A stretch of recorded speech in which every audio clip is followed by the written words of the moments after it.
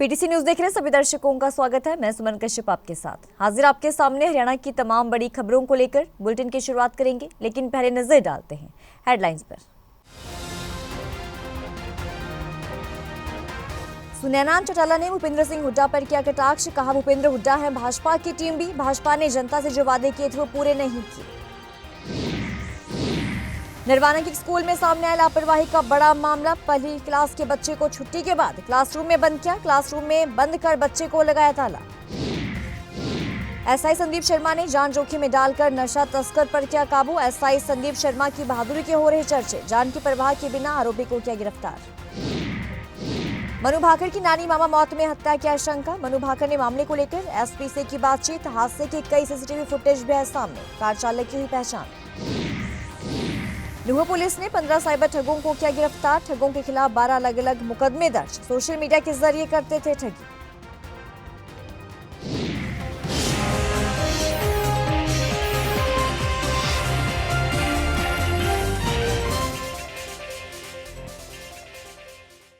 और अब खबरें विस्तार से। इनेलो की प्रधान महासचिव सुनैना चौटाला ने कांग्रेस के पूर्व सीएम भूपेंद्र सिंह हुड्डा पर हमला बोलते हुए कहा कि भूपेंद्र सिंह हुड्डा हमारी पार्टी पर जो भाजपा की बी टीम होने का आरोप लगाते थे, वास्तव में भूपेंद्र सिंह हुड्डा भाजपा की टीम है। भूपेंद्र हुड्डा को भाजपा ने ईडी का डर दिखाकर अपनी सरकार बनवाई है। उन्होंने प्रदेश में भाजपा के तीसरी बार सरकार के 100 दिन पूरे होने पर भी कहा कि जो उन्होंने वादे किए थे वो पूरे नहीं किए गए। कि इलेक्शन के दौरान एक लाइन जो है मीडिया में चलने लगी थी कि जल्द ही ईडी पहुंच सकती है भूपेंद्र सिंह हुड्डा के घर। ये आप सबने पढ़ा होगा। और मैंने वो 3 दिन लाइन देखी, चौथे दिन वो लाइन गायब हो गई। उसी दिन इस बात का आभास हो गया था, इस बात पे पक्की मोहर लग गई थी कि अब गवर्नमेंट कांग्रेस की नहीं बनेगी। और इसमें एक चीज बड़े खुल के मैं कहना चाहूंगी कि जब जब ईडी का डर भारतीय जनता पार्टी ने जिस नेता को दिखाया, उस नेता ने बीजेपी ज्वाइन कर ली। कुलदीप बिश्नोई जी इस चीज का उदाहरण है, नवीन जिंदल जी इस चीज का उदाहरण है। लेकिन जब भूपेंद्र सिंह जी हुड्डा ने ज्वाइन नहीं की तो हमने एक ही बात कही, ये तो सारी कांग्रेस को ही वहां पे बेच के आ गए। तो ये एक आम लोग हैं जो इस चीज को समझ चुके हैं कि बैक डोर से जो इलिगेशन इंडियन नेशनल लोकदल पे लगाया जा रहा था कि ये बी टीम है भारतीय जनता पार्टी की, असल में ए बी सी सारी टीम भूपेंद्र सिंह जी हुड्डा निकले। और आज हरियाणा प्रदेश की जनता इस बात को बखूबी समझ चुकी है। जहां सरकार इस चीज का दावा कर रही है कि 100 दिन, वो अभी 100 दिन का नाम दे रहे हैं, लेकिन पिछले 10 साल से भारतीय जनता पार्टी हरियाणा प्रदेश में राज कर रही है। और कानून व्यवस्था इस तरीके की है कि आए दिन हम देखें तो रोजाना 3 से 4 रेप केसेस आ रहे हैं, 6 से 7 रॉबरी की और मर्डर की घटनाएं जो हैं आए दिन हो रही हैं। ये एक बहुत चिंता का विषय है। एनसीआरबी की रिपोर्ट के मुताबिक हरियाणा प्रदेश क्राइम में नंबर 2 पे आ चुका है, वहीं बेरोजगारी में नंबर 1 पे आ चुका है। तो ये जो सारी चीजें हैं ये चिंताजनक हैं।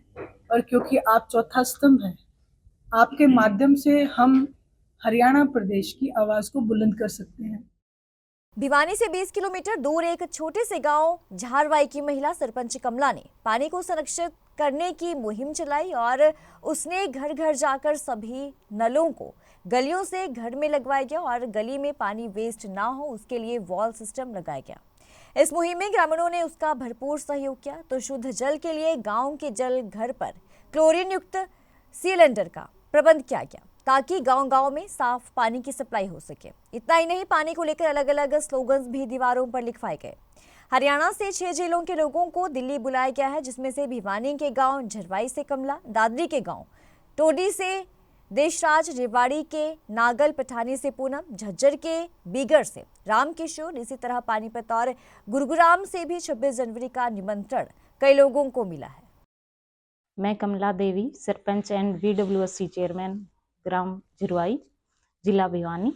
मैंने मेरे गांव में पानी के ऊपर बहुत अच्छा कार्य किया है। कोई भी मकान ऐसा नहीं है जहां तक पानी नहीं पहुंच रहा, हर दूसरे दिन सप्लाई पहुंच रही है। किसी भी गली में कोई भी नल खुला नहीं है। अगर है भी कोई नल गली में लगा भी हुआ है तो उसके ऊपर टैप लगी हुई है और पानी की वेस्टेज ना के बराबर है। किसी तरह की कोई बर्बादी गांव में नहीं की जा रही है। महिलाएं भी बहुत खुश हैं। यहाँ बार बार लोगों को मोटिवेट और प्रेरित किया जाता है। पानी की जांच के लिए अस किट है, वैसे क्लोरीन वगैरह डालना या लेडीज़ों को इकट्ठा करके ये बताना कि पानी को उबाल कर भी पीना चाहिए, इस तरह से मोटिवेट और प्रेरित किया जाता है कि हाँ, और हमें शुद्ध पेयजल पीने को मिल रहा है, क्योंकि अशुद्ध पानी से बहुत बीमारियां होती हैं। महाकुंभ के मेले में जहां दूर दराज से लोग स्नान के लिए आते हैं, तो वहीं इस कुंभ में ज्यादातर प्रसाद के लिए इस्तेमाल किए जाने वाले बर्तन यमुनानगर के जगाधरी से जा रहे हैं। और ऐसे में जगाधरी के लोग अपने आप को धन्यवादी मान रहे हैं कि इस कुंभ के मेले में जगाधरी से बने बर्तनों में बनने वाला प्रसाद कई लोगों के मुंह को लगने वाला है। तो यूपी के प्रयागराज में जारी महाकुंभ मेले में हजारों करोड़ों लोग आस्था की डुबकी लगा चुके हैं। लोग दूर दूर से महाकुंभ मेले का प्रसाद ग्रहण करने के लिए पहुंच रहे हैं। लेकिन सबसे दिलचस्प बात और ये है कि महाकुंभ के मेले में श्रद्धालुओं के लिए तैयार हो रहे प्रसाद के जो बर्तन है वो जगाधरी की बर्तन फैक्ट्री से तैयार हुए हैं। सैकड़ों बड़े भिगोने जगाधरी की श्री बालाजी फैक्ट्री से बनकर महाकुंभ में पहुंच चुके हैं। जरा देखिए। हमारे लिए बहुत सौभाग्य की बात है, जैसे कि आप सब लोग जानते हैं कि आज यहाँ पे 26 तारीख तक जो है, 26 फरवरी तक वहाँ पर महाकुंभ का आयोजन चल रहा है, जिसमें लाखों करोड़ों श्रद्धालु आ रहे हैं, अपनी आस्था से आ रहे हैं। और अभी हमें वहाँ पर जाने का नहीं कोई भी सौभाग्य प्राप्त हुआ, लेकिन वहाँ पर जो लोग आ रहे हैं उनका जो प्रसाद जो बन रहा है, जो खाना बन रहा है, वो हमें इतना सौभाग्य तो मिला कम से कम कि चलो हमारा वहाँ पे जो है मतलब कुछ योगदान हुआ है। हमारी तरफ से ना, हमारे बर्तनों की तरफ से योगदान हुआ है, ठीक है। तो उनमें वो सारा प्रसाद वगैरह बनता है, सारा खाना वगैरह बनता है, जो कि हमारे लिए बहुत बड़ी बात है। वैसे तो सर हमारा कारोबार सारा देश विदेश में, हम हर जगह माल भेजते हैं अपना, और बट ये थोड़ा सा स्पेशल है। महाकुंभ सभी के लिए स्पेशल है, जो कि 144 वर्षों के बाद आया है, और हमारे लिए बहुत सौभाग्य की बात है सर ये। नरवाना के एक स्कूल में लापरवाही का बड़ा कारनामा देखने को मिला है, जहां पहली क्लास के बच्चे को छुट्टी के बाद क्लासरूम में बंद कर बाहर ताला लगाया गया। स्कूल का ये मामला थाने तक पहुंच गया, तो वहीं स्कूल प्रशासन परिजनों को मनाने में जुटा हुआ है। दरअसल नरवाना के एक स्कूल में हैरतअंगेज मामला सामने आया, जिसे देख आपके होश उड़ जाएंगे। माँ बाप महंगी फीस भरकर बच्चों को पढ़ाने के लिए स्कूल में भेजते हैं, लेकिन स्कूल में छुट्टी के बाद बच्चे को क्लासरूम के कमरे में लापरवाही से ताला लगाकर बंद करने का मामला जो है वो सामने है। इस घटना का तब पता चला जब छुट्टी के बाद परिजन बच्चे को लेने के लिए स्कूल पहुंचे। स्टाफ ने ये कह दिया कि बच्चा तो घर चला गया है। बच्चे के परिजनों ने ये कहा कि बच्चे को कौन ले गया, और जब क्लासरूम की जांच की तो बच्चा कमरे में बंद पाया गया और बाहर से ताला लगा हुआ था। परिजनों ने तुरंत इसकी सूचना पुलिस को दी और इसका वीडियो बनाना भी शुरू कर दिया। तो ये वीडियो जो है वो तेजी से वायरल भी हो रहा है। बच्चे के परिजनों ने इसकी शिकायत नरवाना सिटी थाना में दी, और उसके बाद स्कूल प्रशासन सिटी थाना में पहुंचकर गलती मानने लगा और परिजनों को मनाने में भी जुट गया। कई बार नशा तस्करों को गिरफ्तार करने में पुलिस को अपनी जान भी जोखिम में डालनी पड़ती है, और ऐसा एक मामला सामने आया अम्बाला में, जहां पर एसआई संदीप शर्मा ने अपनी जान की परवाह किए बिना नशा तस्करों के खिलाफ बड़ी मुहिम चलाते हुए उन्हें गिरफ्तार किया, जिसके बाद से उनकी बहादुरी के चर्चे जगह जगह हो रहे हैं। दरअसल साल 2023 में संदीप शर्मा ने नशा तस्करी का एक मामला दर्ज किया था, और इस मामले में आरोपी ने अन्य आरोपियों के नाम लिया और उस आरोपी पर पुलिस ने इनाम भी रखा हुआ था, जिसे गिरफ्तार करने के लिए हाल ही में संदीप शर्मा अपनी टीम के साथ उत्तर प्रदेश की तरफ रवाना हुआ और नशा तस्कर को गिरफ्तार करके वापस लौट रहे थे। इसी बीच नेशनल हाईवे पर अचानक एक ट्रक सामने आ जाने से वहां पर भीषण टक्कर हो जाती है और सभी पुलिस वाले घायल हो जाते हैं, और इसी का फायदा उठाते हुए आरोपी वहां से भागने लगता है। इसी बीच अपनी जान और अपनी चोट की परवाह किए बिना संदीप शर्मा ने गाड़ी का शीशा तोड़कर गाड़ी से बाहर निकले और आरोपी पर काबू पाया। तो फिलहाल वो यूपी जा रखे थे एक नशा तस्कर को पकड़ने, जिस दौरान उनका एक्सीडेंट हो चुका। एक्सीडेंट के दौरान उनके हिप जॉइंट पर काफ़ी चोट आई। फिर भी उसके बावजूद जब वो नशा तस्कर गाड़ी से भाग रहा था, क्योंकि सारे मुलाजिम बेहोश हो चुके थे, पर मेरे पापा उनको ज़्यादा फर्क नहीं पड़ा, इसके बावजूद भी वो गाड़ी से निकले शीशा तोड़कर, क्योंकि ताकि लोग हो चुके थे एक्सीडेंट की वजह से।